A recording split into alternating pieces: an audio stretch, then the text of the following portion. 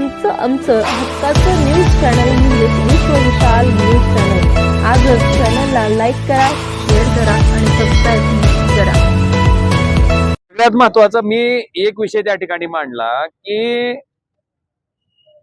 राज्य सरकारनं सत्तांतर झाल्याच्या नंतर इथल्या रस्त्याच्या कामाला त्या ठिकाणी स्थगिती दिली आणि ती स्थगिती दिल्यामुळं धाराशिव शहरातल्या लोकांना त्या ठिकाणी खंड्यातनं प्रवास करावा लागतोय। अतिशय वेदना त्यांना आहेत। मला वाटतं एकीकडे त्याच सरकारनं स्टे द्यायचा आणि रस्त्याची कामं होऊ द्यायची नाहीत आणि त्याच सरकारला पाठिंबा असलेल्या एका आमदारानं जाऊन रस्त्याची पाहणी करायची। मला वाटतं हे दुतोंडी पण वागणं कशामुळं, हे काय उपयोगाचं आहे? त्यामुळं त्या ठिकाणी हा विषय सुद्धा मी जिल्हा नियोजन समितीच्या लक्षात आणून दिला, मांडला की सरकारनं एका बाजूला सापत्न वागणूक द्यायची। ठीक आहे, आमच्यावर काय राग असेल, माझ्यावर असेल, कैलास पाटलावर असेल, तुम्ही आमच्यावर काढा ना।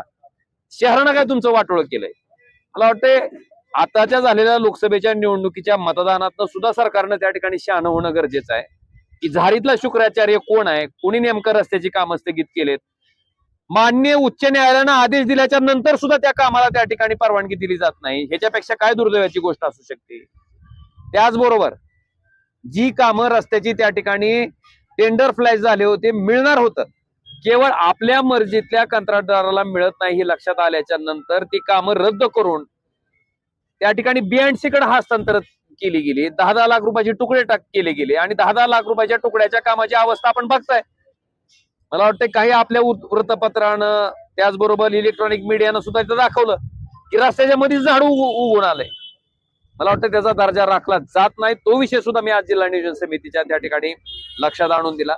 आणि काही लोकांचं काम असं आहे, काम काही करायचं नाही, अधिकाऱ्याकडनं काहीतरी माहिती घ्यायची आणि एक रात्री प्रेस नोट तयार करून दिवसभर त्याच्यावर अभ्यास करायचा आणि रात्री एक प्रेस नोट करून पाठवायची।